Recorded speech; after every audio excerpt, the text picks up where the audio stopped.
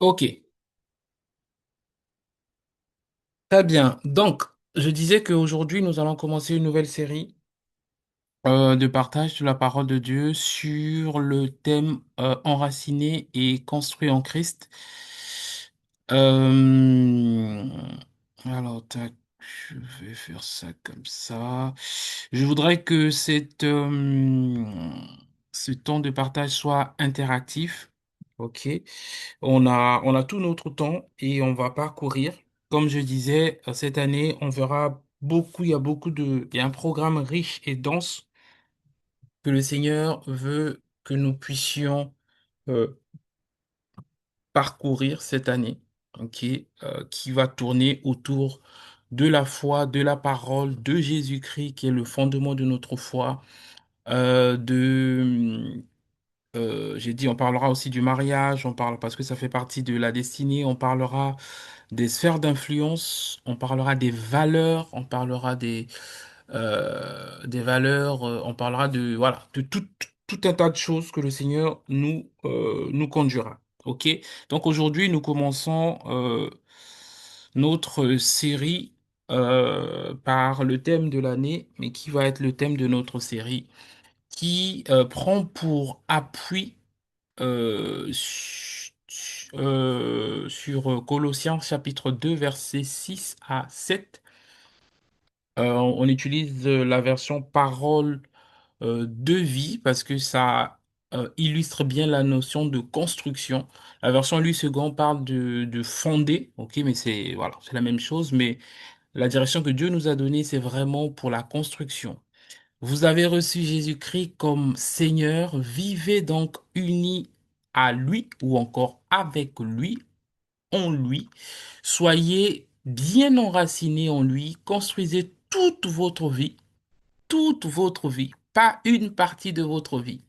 Tu n'as pas, j'ai une vie de ça et puis j'ai une autre vie de ça, et j'ai une vie en Christ. Non, il a dit construisez toute votre vie. Donc ton mariage fait partie de ta vie avec Christ. Construis toute ta vie autour de Christ. Amen. Tes affaires fait partie de ta vie avec Christ. L'appel ou la destinée que Dieu t'a appelé, que ce soit dans la politique, que ce soit dans la médecine, que ce soit dans l'entrepreneuriat, peu importe, il a dit construis toute ta vie sur Christ, pas sur autre chose, sur Christ. Et c'est ce que nous allons faire. Je sais que pour beaucoup d'entre nous, j'ai ma vie professionnelle et j'ai aussi le ministère que je voudrais faire. J'ai ma vie, etc. Mais nous allons voir que toutes ces choses doivent être des leviers que Dieu va utiliser pour faire de toi un panneau de signalisation dans cette génération. Amen. Donc, il n'y aura pas j'ai ma vie et j'ai le service. Ça va être ma vie et le service. Ça fait partie de mon identité. Et nous parlerons aussi de l'identité. J'en ai pas parlé quand j'ai listé ce que nous allons voir. Parce que avant de faire, tu dois être afin de faire. Donc, si tu fais et que tu n'es pas, tu ne connais pas ton identité, les circonstances vont te rappeler ou vont te demander qui es-tu ou qui prétends-tu être?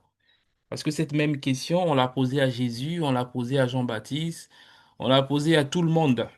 Et on te posera aussi. Les circonstances de la vie vont te poser la question, qui prétends-tu être? Les liens de famille vont te dire pourquoi on a toujours été dans cette famille, on a toujours sévi dans cette famille, on a toujours créé l'instabilité familiale, on a toujours créé ces problèmes dans cette famille. Pourquoi toi tu vas être exempté? Qui es-tu? Donc les circonstances vont te poser cette question. Et c'est la raison pour laquelle tu dois connaître ton identité, mais pas seulement connaître, ton identité doit être enracinée en toi, au point où tu n'as pas à réfléchir lorsqu'il s'agit de ton identité. Mais tout ça, nous allons voir ça par la grâce de Dieu. Ok, donc Bon, j'ai déjà fait l'introduction, hein, tout ce que j'ai dit. C'est vraiment cette année, le Seigneur va nous emmener dans un voyage où il y a beaucoup de, j'ai envie de dire, beaucoup de modules qui nous attendent pour nous préparer par rapport à notre destinée. Et aussi, pour information, je pense que l'annonce va passer dimanche. À partir de la semaine prochaine, on reprend les temps de prière. Enfant de ta destinée dans la prière, mais on n'aura cette fois-ci que 2 jours, mardi et jeudi, les mardis et les jeudis. Donc mardi, nous prierons pour que nos vies, nous puissions être enracinés et construits en Christ. Nous puissions être enracinés dans la foi, enracinés dans la parole de Dieu, enracinés en Christ, et nous allons prier que le Seigneur nous construise. Donc ça va être les mardis.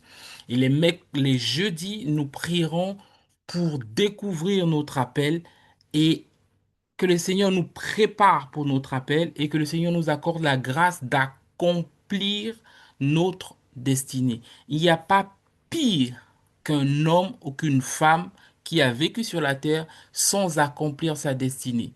Sauver, c'est une bonne chose, c'est un point de départ. Mais Dieu ne nous a pas appelés seulement à être sauvés. Si le but c'était seulement de sauver, ça veut dire que chaque fois un être humain était sauvé, Dieu l'enlevait. Mais pourquoi Dieu ne nous enlève pas? Parce qu'il y a une mission à accomplir. Donc, sauver, c'est le point de départ. Tu as une destinée à accomplir. Si tu as été sauvé et que tu n'as pas accompli ta destinée, ça ressemble à une forme de gâchis. Parce que Dieu veut et Dieu voulait que ta lumière brille. Ta lumière brille, ça veut dire que à travers toi, les hommes doivent revenir vers Dieu. Donc, être sauvé, c'est bien, mais accomplir sa destinée, c'est mieux, parce que au dernier jour, Dieu va te demander des comptes. Dieu ne va pas demander des comptes à ton voisin. Dieu va te demander des comptes par rapport à ta destinée.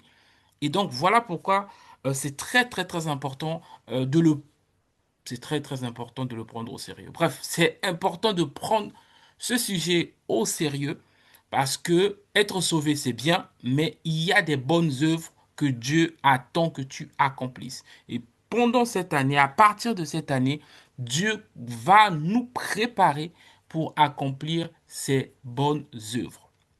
Amen. Donc, le thème, nous avons vu, c'est enraciné et construit en Christ. Donc, nous allons aborder, pour mieux comprendre, nous allons l'aborder sur deux parties. La première partie, nous allons nous arrêter sur enraciné. Je voudrais que chacun de vous me dise, quand tu entends le mot enraciné, qu'est-ce que cela t'évoque? Ok, nous allons développer pour mieux comprendre.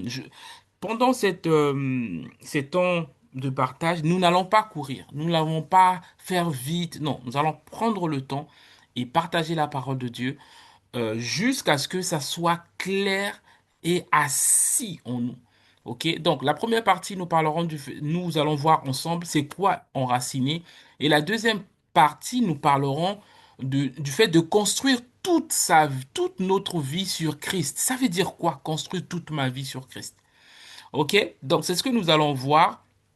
Alors, rapidement, donc voilà, nous verrons un peu, bon, je ne vais pas rentrer dans le plan, c'est pas important. Je voudrais que tu me dises, pour toi, que signifie, selon toi, être enraciné.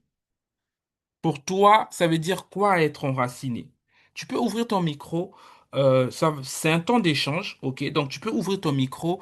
Quand tu entends enraciné, ça t'évoque quoi? Ça veut dire quoi pour toi? Enraciné ou encore l'enracinement, qu'est-ce que ça t'évoque, toi? Donc n'hésite pas. Pour moi, enraciner, c'est rendre ferme, c'est fixer, c'est être établi. Voilà. Ok, donc rendre ferme, fixer, être établi, ok? Merci. Qui d'autre? Yes, Daniel. Pour moi, enraciner, c'est être enfoui profondément ou être basé profondément sur quelque chose. Donc, être enfoui profondément, notez tout ça, hein. Être enfoui profondément ou être basé sur quelque chose, c'est ça? Ou être basé sur... Si j'ai Oui, bien c'est cela. compris, être basé sur quelque chose. Très bien. OK. Qui d'autre? Enraciné. Alors, je vois que il y a sûrement des commentaires ou des. Alors. Donc, Eric Parfait dit avoir des fondations. OK. Alors, je vais voir tout ça parce que avoir des fondations, être attaché. Alors, iPhone, j'imagine que c'est Abraham parce que c'est lui qui s'appelle iPhone. Avoir des fondations solides, voilà. Euh, Être ancré. Rose dit être ancré. Magnifique. Qui d'autre? J'ai envie de dire qui dit mieux. Ok. Enraciné. Donc, je regarde les commentaires. Avoir des bases solides qui nous permettent de garder la position et la hauteur quand on a. Ok. Être inébranlable. Ok. Ok, ok. Très bien. Très bien, très bien. Magnifique. Donc, il y a plusieurs synonymes. Il y a plusieurs synonymes. Alors, moi, je voudrais que notre identité de fils de Dieu, ambassadeur de Christ, devienne, c'est-à-dire que ça soit tellement enraciné en nous, au point où on peut plus douter. Aujourd'hui, parfois, si tu as prié, Dieu ne t'a pas exaucé. Des fois, tu doutes un peu. Ah, est-ce que Dieu m'a vraiment entendu? Est-ce que vraiment, est-ce que j'ai péché? Tu doutes. OK? Pourquoi tu doutes? Parce que il y a certaines choses qui ne sont pas encore enracinées. OK?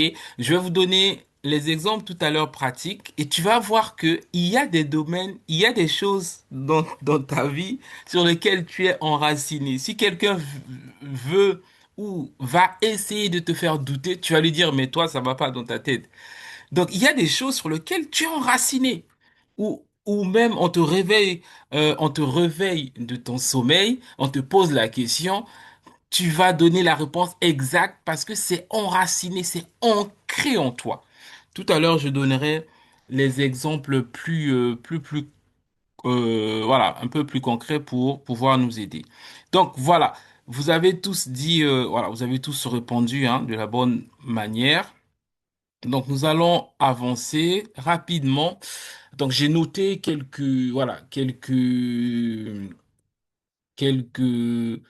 euh, quelques définitions que j'ai trouvées comme ça. Donc, être enraciné, c'est être solide, vous l'avez dit, solidement établi, être stable, être profond, être attaché à quelque chose. Moi, je dirais aussi à quelqu'un.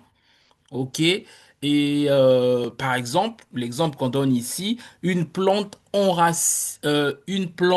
enracinée tient debout même face au vent. Donc, l'enracinement nous permet, par exemple, de tenir debout. OK?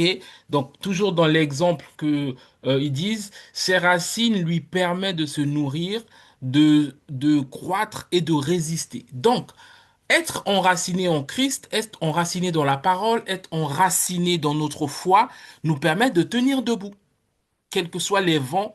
Le fait d'être enraciné, ça nous permet de tenir debout et de faire face. Et là, dans l'exemple qu'ils ont donné, c'est que enraciné aussi permet de nourrir, parce que les plantes se nourrissent à travers leurs racines. Donc, il y a, comment on appelait ça, la photosynthèse. Donc, si ton voisin ne sait pas, faut l'expliquer c'est quoi la photosynthèse. Il y a le soleil, ok, le soleil qui frappe donc on arrose, il y a le soleil qui frappe les plantes et dans les racines, je sais pas comment on appelle ça, la sève minérale, je sais plus. Bref, les racines vont dans la terre, vont tirer les nutriments pour faire renforcer le tronc d'arbre et voilà, l'arbre vit à partir de ses racines et à partir de la terre, à partir de l'eau et à partir du soleil. Donc, euh, enraciné, on voit ici, le concept, c'est rester debout.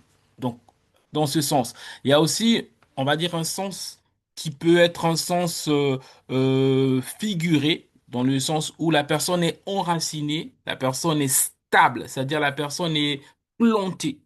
Ok, il y a plusieurs définitions, hein. Ça peut être considéré aussi. Donc là, l'idée pour cette partie, c'est de voir tout ce qui se rapporte à enraciner. Parce que je veux que nous puissions comprendre, nous puissions tous avoir comment dire ça, la même compréhension. Lorsqu'on parle d'enraciner, que nous puissions tous avoir la même compréhension. Donc, enraciner, c'est encore rester ferme dans son identité.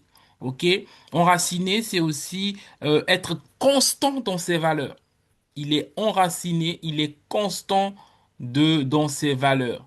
Ou il est encore difficilement inébranlable. Voilà, on peut difficilement l'ébranler. Alors, moi, je vais vous donner un exemple. Je vais vous poser la question. Je vais vous poser la question. Chacun de nous ici, on a plusieurs nationalités, hein. Il y a des Togolais, Ivoiriens, Congolais, Gabonais, euh, bref, toutes les nationalités que nous avons. Si quelqu'un vient aujourd'hui te dire, alors je vais prendre par exemple Daniel, si quelqu'un vient ce soir ou encore si quelqu'un te rencontre, il te dit que tu n'es pas gabonaise, qu'est-ce que tu vas lui répondre? Quelle réponse tu vas lui donner? Ou quelqu'un d'autre. Je vais dire que Alors, je suis gabonaise parce que oui, vas-y. Non, non, continue. Après, je donnerai aussi à quelqu'un d'autre. Si tu rencontres une personne qui te dit, donc tu lui dis, moi, je suis gabonaise, il te dit, bah non, tu n'es pas gabonaise. Qu'est-ce que tu vas lui répondre? je vais lui dire que je suis gabonaise parce que je suis née au Gabon. Mhm. Et c'est tout?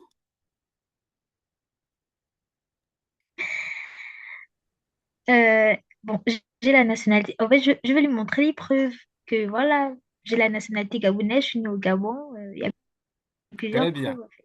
Donc, très bien, merci Daniel. Si quelqu'un vient te dire que tu n'es pas gabonaise, déjà, tu vas le regarder bizarrement. Tu vas dire, en fait, lui, il est toc-toc. Pourquoi? Parce que tu as des évidences. Tu es né au Gabon, tu as un passeport gabonais, tu as un nom gabonais, tu as des souvenirs qui sont ancrés. Donc, en fait, le fait d'être gabonaise, c'est enraciné en toi. C'est-à-dire, personne ne peut te le faire douter. Alors, je vais prendre quelqu'un d'autre. Euh, J'ai vu que Haro était là. Haro, si quelqu'un vient te dire que tu n'es pas congolais, quelle serait ta réaction? J'ai dit, oh, pourquoi tu dis que je suis pas congolais? Je vais lui montrer les preuves, en fait. Comme Daniel a dit, le passeport, carte d'identité, je suis né au Congo, mon Mais numéro si lui, de il te famille. dit, en fait, j'ai découvert un dossier secret, en fait, les parents que tu considères comme tes parents là, ce sont pas du tout tes parents. En fait, ils t'ont seulement adopté. En réalité, toi, tu es un Rwandais. Qu'est-ce que tu vas dire? Ça va d'abord me faire mal, je veux dire. On m'a menti pendant tout ce temps. Après, en fait, là, même si mes parents sont Mais rwandais, comment on t'a menti? Donc, facilement, tu es en train de me remettre en question ton identité. bien sûr, oh, bon, si on me dit que mes parents sont rwandais, pour mes parents, je vais peut-être croire. Mais pour moi, vu que je suis né là-bas et que sur les papiers qui est la date qui est le passeport ou l'acte de naissance, ça prouve que je suis congolais en fait. Donc j'ai des preuves que moi, je suis congolais. Ok, très bien. Merci pour ta réponse. Ce que je veux nous faire comprendre, c'est quoi? C'est que chacun de nous est enraciné du fait que de sa nationalité. C'est pas quelque chose où n'importe qui viendra te dire, en fait, tu n'es pas du pays dont tu prétends. Parce que, en dehors des preuves que vous avez citées, il y a des preuves immatérielles, c'est-à-dire il y a des souvenirs.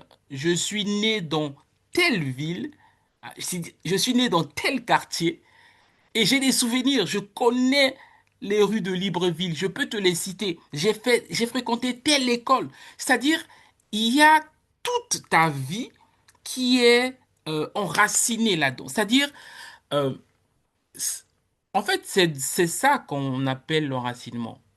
L'enracinement, c'est lorsque, en fait, les gens ne peuvent pas te remettre en question. Et est-ce qu'aujourd'hui, ton identité en crise, est-ce que tu es arrivé au niveau où tu es enraciné? Vous savez, l'enracinement est, comment je vais dire ça? C'est hyper puissant. Par exemple, bon, j'espère que tu vas pas le répéter à quelqu'un. Parfois, bon, je parlais pas de moi. Parfois, même lorsque tu as une nouvelle nationalité, toi-même tu sais, et tu le dis même que le sang qui coule dans mes veines là, c'est le sang congolais. Donc, même si j'ai plusieurs passeports, je sais que le sang qui coule ici, c'est un sang congolais. OK? Ou c'est un sang ivoirien, ou c'est un sang gabonais, ou c'est un sang camerounais. Tu sais, en fait, tu es tellement enraciné dans ton identité. Et que c'est très difficile pour n'importe qui de venir te essayer de te retirer ou de te mettre en doute ton identité. Et ce que nous allons travailler là, c'est pour que le fait d'être enfant de Dieu ne soit plus, c'est-à-dire tu n'as plus les doutes du fait que, ah, est-ce que je suis vraiment sauvé? Non, non, non.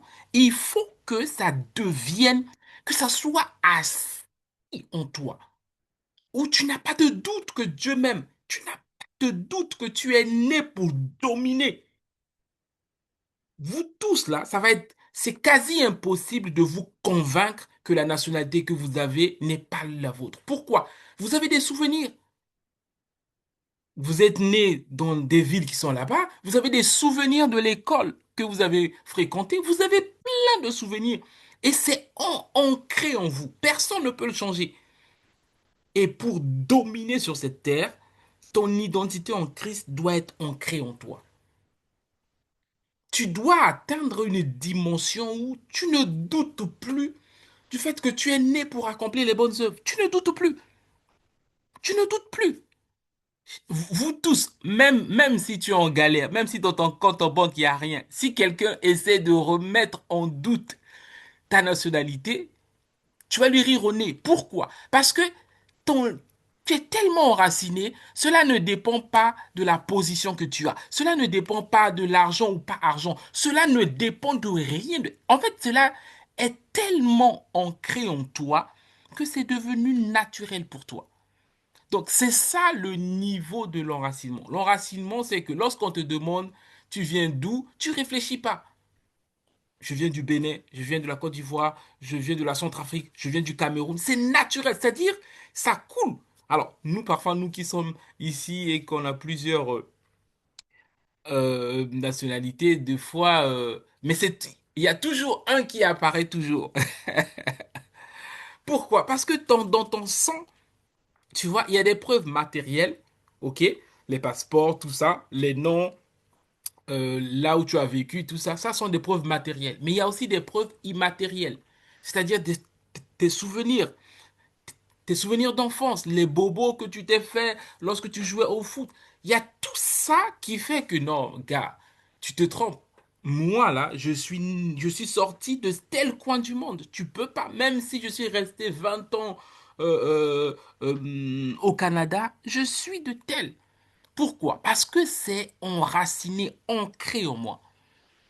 Amen. Et c'est ce que Dieu veut nous emmener. Et alors vous allez voir que lorsque tu es enraciné, tu vas voir que tu as l'assurance. Par exemple, quand Daniel parlait, et tremblait pas, et bégayait pas en mode, je sais pas trop, est-ce que je suis béninoise? Elle n'a pas hésité. Donc, lorsqu'on est enraciné, ça augmente notre assurance. On sait que je sais. Tu n'as pas. En fait, c'est-à-dire, même la personne qui va oser te remettre en question, cette chose-là, lui-même, elle-même, en tout cas, va sentir que là, vraiment, j'ai touché au point où je ne devais pas toucher. Donc, c'est ça le niveau de l'enracinement. C'est ça le niveau. C'est-à-dire, tu es convaincu que moi, là, mon sang qui coule là, C'est un sang, voilà, c'est un sang guinéen, c'est un sang camerounais, c'est un sang centrafricain. Tu es convaincu, c'est-à-dire il n'y a rien. Même lorsque, comme nous, là, tu as la nationalité française et tout ça, très, très souvent, quand on te demande, tu dis non, moi, je suis congolais, hein. On dit jamais, en tout cas, on dit jamais, on dit très peu qu'on est français, sauf si on est parti dans un endroit pour le travail et que, voilà, voilà. Mais en réalité, à chaque fois qu'on te demande, tu dis non, moi, je suis congolais, je suis gabonais, je suis, voilà, centrafricain, tout ça. Parce que le sang qui coule, toi-même, tu sais, même les anges savent que le sang qui coule là. Donc, ça, c'est le... En fait, j'ai voulu vous montrer la puissance de l'enracinement. Lorsqu'on est enraciné, c'est pas des mots, c'est pas des, ok, c'est pas des trucs jolis, non, c'est ancré en toi. C'est comme si il y a une conviction inébranlable, c'est-à-dire il y a rien qui peut casser cette conviction-là. Donc c'est ça l'enracinement, c'est vraiment arriver à un niveau où tu ne doutes pas. Tu ne doutes pas que tu es né de nouveau. Tu ne doutes pas que tu appartiens à Jésus. Tu ne doutes pas que tu es né pour accomplir des exploits. Même si tu n'as pas fini tes études, tu es né pour accomplir des exploits. Même si aujourd'hui tu galères, tu es né pour accomplir des exploits. Pourquoi? C'est pas toi qui le fais, c'est Dieu qui accomplit des exploits à travers toi. Donc, lorsque vous allez devenir enraciné en Christ, enraciné dans la parole de Dieu, les choses vont devenir comme ça. C'est pour ça que parfois vous voyez quelqu'un, vous dites, ah, mais lui, vraiment, il a la foi, hein. Il est vraiment sûr de ce qu'il dit. Oui, c'est parce que il a travaillé, elle a travaillé en elle au point où euh, il ne doute plus, elle ne doute plus de la parole de Dieu. Elle ne doute plus des promesses que Dieu lui a faites.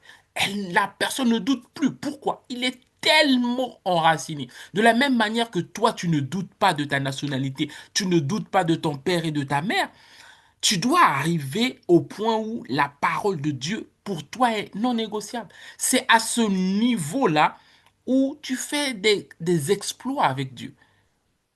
Amen.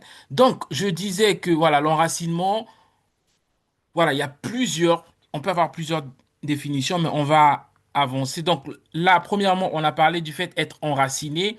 Ensuite, on va parler de l'enracinement. Donc voilà, l'enracinement, c'est quoi? Ça désigne le processus ou encore l'état par lequel on s'établit en profondeur. Donc, l'enracinement, c'est le fait de pouvoir s'enraciner. OK? Donc, nous sommes en train de, on va dire, de définir les mots. C'est encore prendre les racines. Donc, l'enracinement, c'est prendre les racines. Ce que nous allons faire dans les semaines qui viennent, c'est s'enraciner dans la parole de Dieu, s'enraciner en Christ, prendre des racines, aller encore plus profond avec Dieu. Si le vent pouvait nous faire tomber aujourd'hui, il faut que demain, lorsque les vents vont se présenter, qu'on ne soit pas ébranlé, que l'on ne tombe pas ou encore que l'on ne puisse pas chavirer, que l'on ne puisse pas, euh, euh, euh, comment dire ça, que l'on ne puisse pas, voilà, que l'on ne puisse pas tomber tout simplement. Ok? Donc, donc voilà, rapidement, donc l'enracinement, c'est le fait de, c'est un processus pour s'enraciner. Donc je continue. Rapidement, sur le plan biblique, comment on peut définir l'enracinement? Donc on définit l'enracinement, par exemple dans la Bible, on parle de enraciné dans la foi, enraciné dans la parole, etc. Ok? Donc je vais accélérer un peu.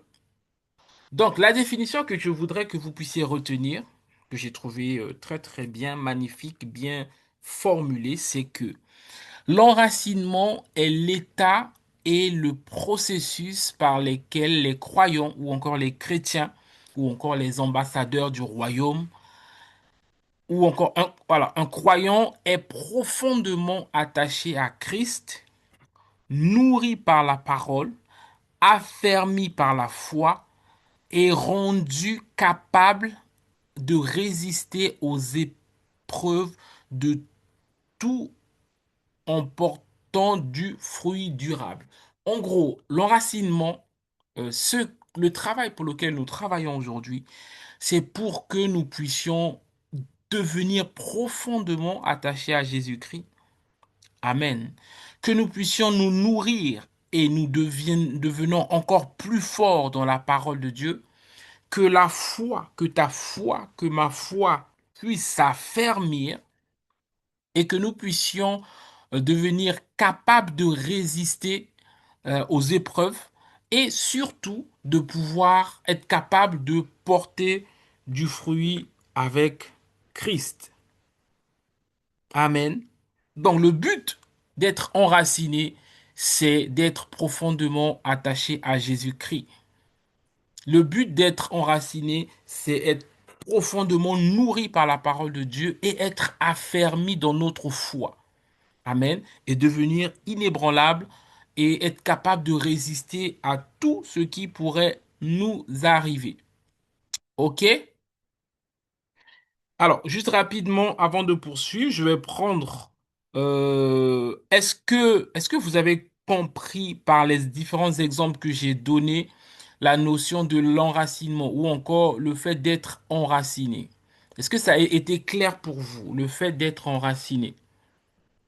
Tu peux ouvrir ton micro si tu le souhaites. Est-ce que c'est beaucoup plus clair la notion d'être enraciné? Oui, Ok, alors Alison dit que elle a le passeport gabonais, mais le sang qui coule, c'est américain. En tout cas, si c'est ta conviction, gloire à Dieu, mais il faut que tu aies des preuves matérielles et immatérielles, hein. Hein?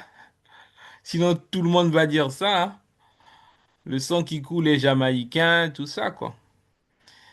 Donc, c'est clair pour vous la notion de d'être enraciné, c'est-à-dire, c'est pas des mots, c'est vraiment, il faut que de la même manière où tu es convaincu au plus profond de toi, de ta nationalité, de tes origines, de ton histoire, tu dois devenir convaincu du fait que tu appartiens à Jésus-Christ, que tu t'es pas trompé de religion. Il n'y a aucun événement qui va venir te bousculer en te disant, mais en fait, genre, c'est comme... Alors, il y a d'autres... Alors, donc là, j'ai donné des évidences, pardon, de la nationalité, mais il y a d'autres évidences. Je peux te donner, si quelqu'un vient te dire, non, en fait, tu es un oiseau, tu vas lui dire, mais t'es malade, tu me vois bien, tu vois le chef-d'œuvre que je peux ressembler à un oiseau. Parce que ce sont des évidences. Tu sais que tu es un être humain, tu n'es pas un oiseau. Donc, il y a des choses qui sont pour nous, voilà, qui sont des évidences. Donc, il faut que ta foi en Jésus-Christ devienne une évidence. Que personne ne vienne t'embrouiller en disant, ouais, en fait, tu t'es trompé de religion. Ta, ta, ta. Non, non, non, non, jamais. Jamais. Jamais. Tu dois avoir des évidences. Soit une expérience avec Jésus-Christ, soit la parole de Dieu, soit la conviction profonde du Saint-Esprit. Parce que si tu n'as pas des évidences, le diable va te blaguer, hein. Il a essayé avec Jésus. Il a dit, si tu es le Fils de Dieu, transforme la pierre en pain. Mais Jésus s'est souvenu au Jourdain, une évidence. Il a dit, celui-ci est mon fils bien-aimé. Il s'est souvenu à, je sais plus où, à Gethsemane, c'est ça, hein? Bon, Gethsemane est arrivé après. Mais Jésus avait des évidences. Donc toi aussi, tu dois avoir des évidences de ta relation avec Jésus. Est-ce que tu as des évidences? Est-ce qu'il y a une parole que Jésus t'a donnée? Est-ce qu'il y a une conviction profonde que le Saint-Esprit a mis dans ton cœur? Normalement, tu l'as. Tu dois avoir ces choses-là. Parce que dans ta vie chrétienne, il y aura des circonstances qui vont essayer de te faire croire que Dieu n'existe pas, ou que tu t'es trompé, ou que en réalité Dieu ne t'a jamais appelé. Tu dois avoir des évidences. Ce sont des évidences qui vont te faire tenir. Ces évidences, c'est pas forcément que Jésus t'a apparu. Il y en a qui ont cette grâce-là. Même, voilà, il y en a qui n'ont pas cette grâce-là. Mais la parole est la plus grande de toutes les prophéties. Tu dois, soit si tu ne l'as pas encore, tu dois avoir une parole personnelle que le Saint-Esprit t'a donnée. Tu dois avoir des évidences. Au point où, lorsque tu vas traverser des moments difficiles, tu dois t'appuyer sur quelque chose. Amen. Donc l'enracinement prend appui sur quelque chose. Nous appuyons notre foi sur Jésus-Christ, sur la parole de Jésus, sur la parole de Dieu. Amen. Et donc, qu'est-ce que je voulais dire? Tu dois, à partir d'aujourd'hui, si tu... Je sais que tu es sauvé, je sais que tu aimes Jésus, je sais que voilà, Jésus t'a déjà parlé sur plusieurs manières, par une prédication, etc. À partir d'aujourd'hui, soit tu dois retrouver toutes les paroles que le Seigneur t'a données, ou soit tu dois aller dans la parole, tu vas dire au Seigneur, Seigneur, donne-moi les paroles qui me concernent. Donne-moi, tu vas méditer. Même si tu l'as pas encore, ne t'inquiète pas. Pendant ce voyage, tu vas recevoir des paroles spécifiques qui sont pour toi. Tu dois avoir les évidences. Pourquoi? Parce que dans la fin des temps, la Bible dit que les hommes vont rejeter Dieu. Si toi, tu n'as pas des évidences, tu vas suivre la masse. Tu vas suivre la masse. On l'a vu pendant la période Covid. Alors, je n'ai rien contre tous ceux qui sont vaccinés, hein, ok? Chacun a ses délires, chacun a ses choix, ok? Je suis pas médecin, je parle pas de vaccin en tant que médecin.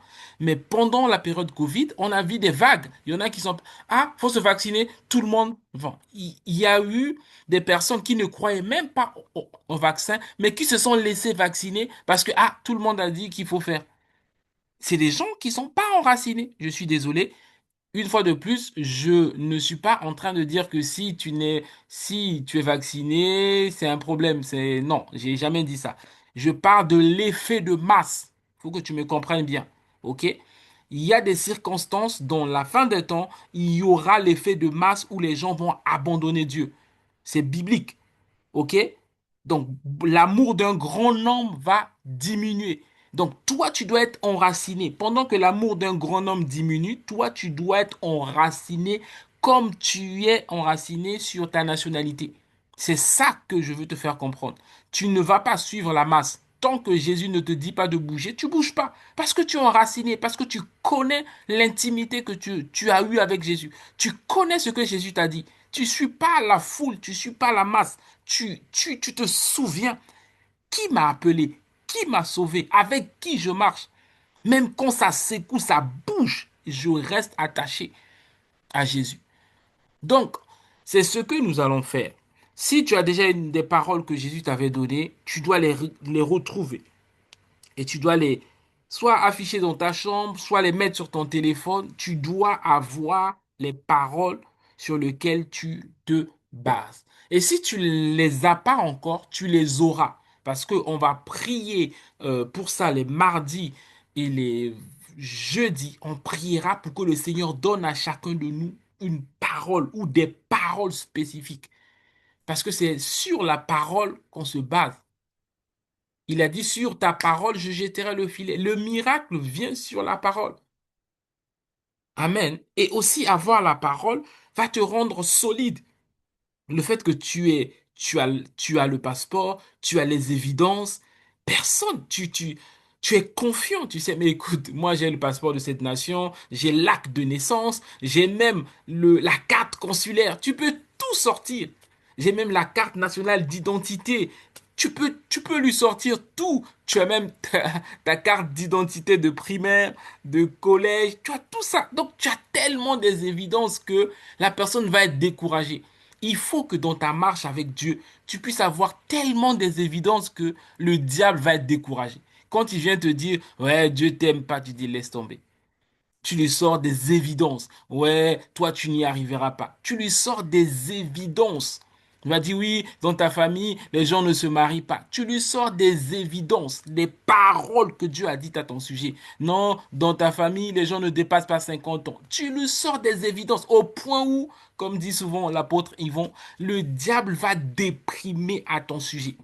Il va pas déprimer parce que tu as parlé, parce que tu as serré la parole contre toi. Et à chaque fois qu'il vient, il reçoit les paroles sur sa tête. Et c'est le voyage dans lequel le Seigneur nous emmène cette année.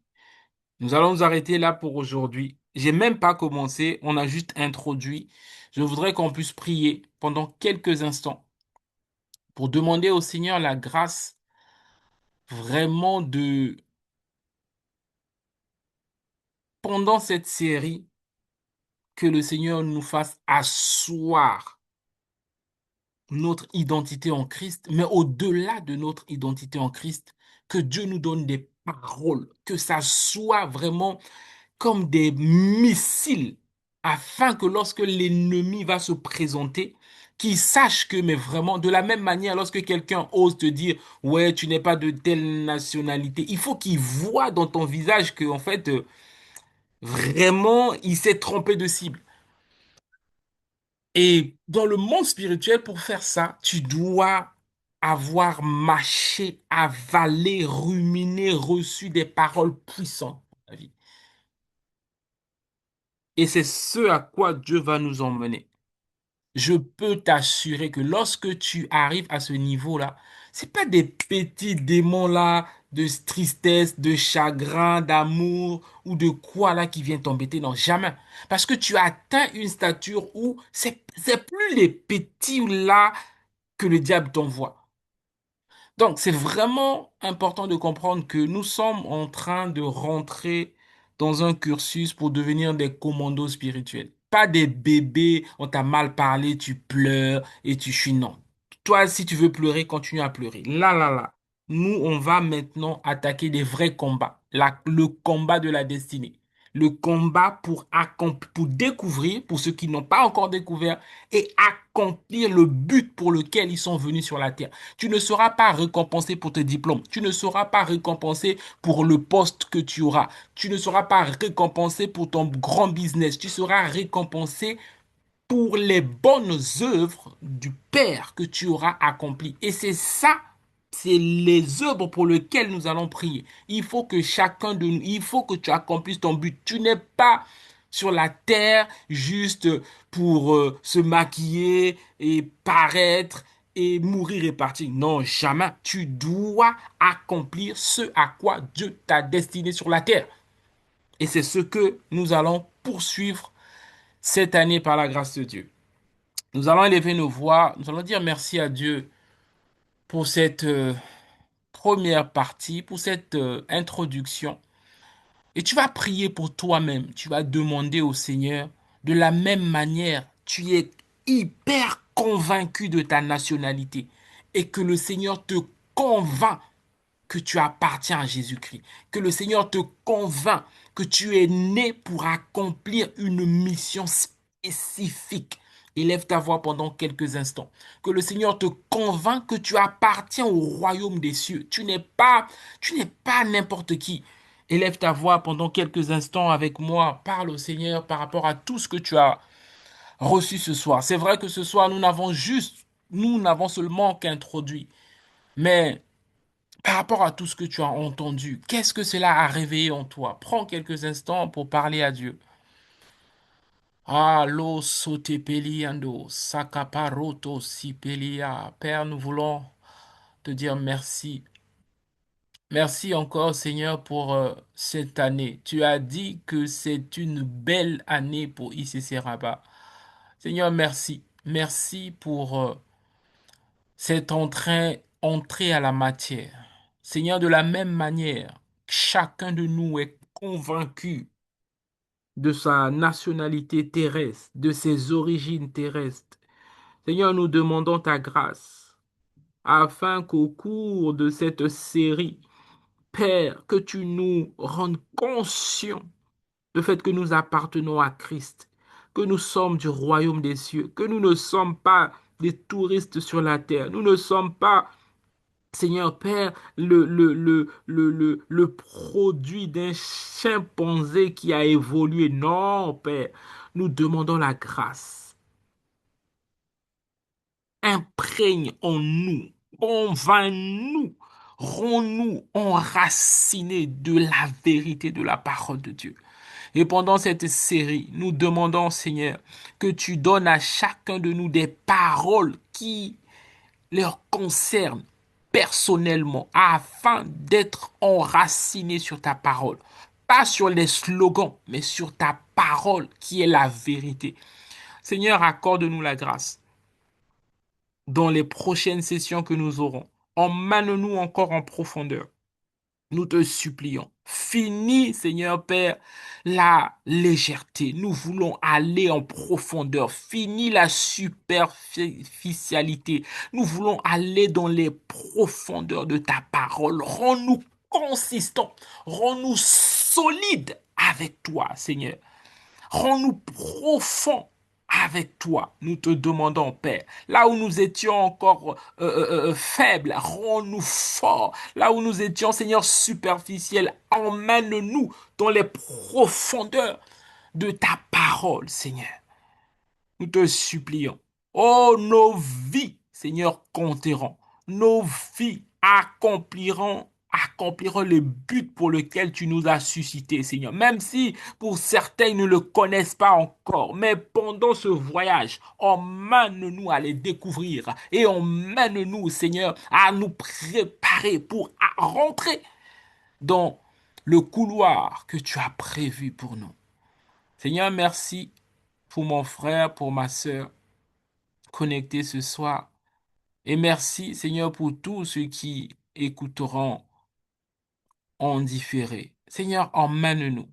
Cette année, Seigneur, tu as dit, c'est l'année de la préparation. Seigneur, prépare-nous. Prépare-nous. Fais de nous, Seigneur, ces commandos que tu veux utiliser dans cette décennie. Nous te supplions, Père. Nous nous rendons disponibles. S'il y a des choses à casser, casse-les, Seigneur, pourvu que nos vies te révèlent, pourvu que nos vies soient conformes à toi. Merci encore pour ces instants. Merci pour cette série. Nous demandons que tu nous emmènes encore en profondeur les prochaines fois. Seigneur, merci pour la soirée de tout un chacun. Merci pour ta main qui demeure sur nous. Et nous déclarons que la journée de demain est bénie dans le nom de Jésus. Nous t'avons ainsi prié. Amen, amen, amen. Amen. Amen. Amen. Amen. Amen, amen, Amen. amen. En tout cas, j'espère que quelqu'un a Amen. été béni. En tout cas, c'était que l'introduction. C'était que l'introduction.